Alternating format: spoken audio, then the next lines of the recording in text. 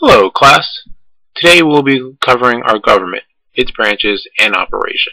As our Constitution states, the United States government is broken down into three main branches. They are legislative branch, the executive branch, and judicial branch.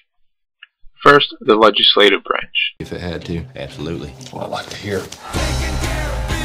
Education is our future. Farmers are this nation's backbone. Bankers, Women, veterans, Filipino tilt-a-whirl operators are this nation's backbone. Salamat. Cam Brady will win his fifth term in Congress simply by signing the registration ballot. That's one of the perks of running unopposed.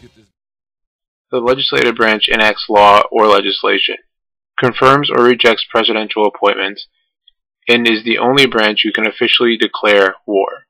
With that being said, as a quick test, what is the last official war the U.S. has been in? If you guessed World War II, you are correct. All other wars, conflicts like Vietnam or Korea, and more modern Iraq, have been extended military combat. The legislative branch is made up of Congress, which is the Senate and House of Representatives. American citizens have the right to vote for senators and representatives through free confidential ballots. 2 senators are elected per state. They serve 6-year terms and can run for as many terms as they want to. There is no limit. There are 435 elected representatives, which are divided amongst 50 states based on population. There are additional non-voting delegates who represent the District of Columbia, our capital. They serve 2-year terms, and like senators, there is no limit to the amount of terms they can serve. Now for the executive branch. I watched this show, I was actually pretty surprised. Hi, welcome to another edition of Between Two Ferns. I'm your host, Zach Galifianakis, and my guest today is President Barack Obama. The executive branch carries out and enforces the law. It consists of the president and vice president, as well as the cabinet members, such as Secretary of State, and independent agencies, as well as boards, commissions, and committees. The president leads the country. He or she is the head of state and the leader of the federal government, as well as the commander-in-chief of the armed forces. It's kind of stink, though, that you can't run, 3 times. No, actually, I think it's a good idea. If I ran a 3rd time, it'd be sort of like doing a 3rd Hangover movie. Didn't really work out very well, did it? Now, after Presidents serve 4-year terms and can only serve 2 terms, like Mr. Galifianakis stated. The vice president supports the president. If the president is unable to serve, the VP becomes president, such as when John F. Kennedy was assassinated, Lyndon B. Johnson took over. They serve 4-year terms and have an unlimited number of terms. The cabinet members serve as advisors to the president. They include the vice president and heads of departments. Cabinet members are nominated by the president and must be approved by the Senate with at least 51 votes.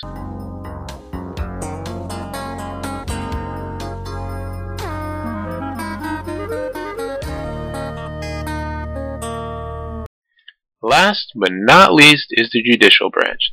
They interpret laws, apply laws to individual cases, and decide if laws are unconstitutional, such as Roe v. Wade, which stated abortion legal, or Brown v. Education, which stated separate but equal is inherently unequal on the issue of segregation. It is made of the Supreme Court and other federal courts. The Supreme Court is the highest court in the U.S., and the justices are nominated by the President. It must be approved by the Senate with, again, at least 51 votes. Congress decides the number of justices. There are 9 currently. There is no fixed term for justices.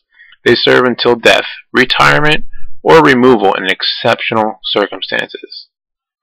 The Constitution grants Congress the authority to establish other federal governments.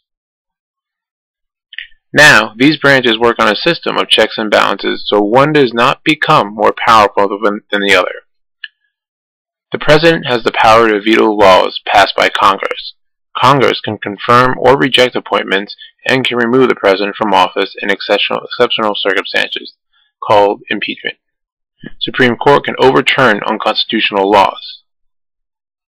Now, I would wish that you enjoy the Schoolhouse of Rock video on a bill being made and be prepared to work in groups, as we will show how government works in the classroom.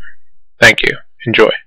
As your body grows bigger, your mind must flower. It's great to learn, 'cause knowledge is power.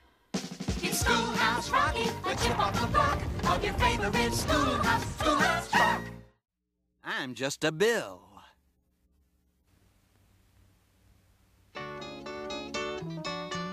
Whew, you sure gotta climb a lot of steps to get to this Capitol building here in Washington. Well, I wonder who that sad little scrap of paper is. I'm just a bill, yes, I'm only a bill, and I'm sitting here on Capitol Hill. Well, it's a long, long journey to the capital city. It's a long, long wait while I'm sitting in committee, but I know I'll be a law someday. At least I hope and pray that I will, but today I am still just a bill. Gee, Bill, you certainly have a lot of patience and courage. Well, I got this far. When I started, I wasn't even a bill. I was just an idea. Some folks back home decided they wanted a law passed, so they called their local congressman, and he said, "You're right, there ought to be a law." Then he sat down and wrote me out and introduced me to Congress, and I became a bill.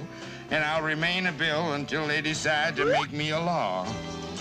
I'm just a bill, yes, I'm only a bill, and I got as far as Capitol Hill. Well, now I'm stuck in committee, and I'll sit here and wait while a few key congressmen discuss and debate whether they should let me be a law. I hope and pray that they will, but today I am still just a bill.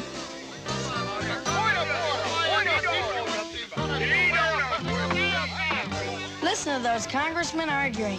Is all that discussion and debate about you? Yeah, I'm one of the lucky ones. Most bills never even get this far. I hope they decide to report on me favorably, otherwise I may die. Die? Yeah, die in committee.